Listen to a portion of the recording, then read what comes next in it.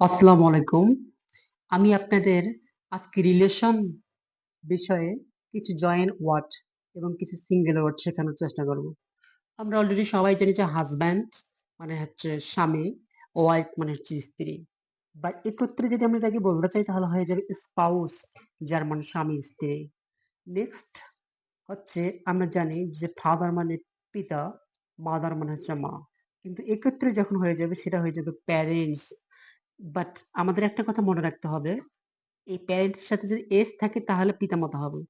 আর যদি এসটা না থাকে তাহলে পিতা অথবা মাতা। নেক্সট, গ্র্যান্ডফাদার প্লাস গ্র্যান্ডমাদার দুটো মিলিয়ে আমাদের একটা শব্দ হয়, সেটা হচ্ছে গ্র্যান্ড প্যারেন্টস, মানে হচ্ছে দাদা দাদি। নেক্সট হচ্ছে ব্রাদার অ্যান্ড সিস্টার, ভাই এবং বোন একত্র হয়ে যায় সিবলিং, মানে সহোদর। নেক্সট হচ্ছে ডটার অ্যান্ড সন, একত্র হয়ে যায় চিলড্রেন, শিশু বা সন্তান। নেক্সট হচ্ছে নেফিউ অ্যান্ড নিস, এক্ষেত্রে হয়ে যায় নিবলিং। নেক্সট হচ্ছে আন্ট অ্যান্ড আঙ্কেল, এক্ষেত্রে আমরা এটাকে বলতে পারি পিবলিং। Thank you.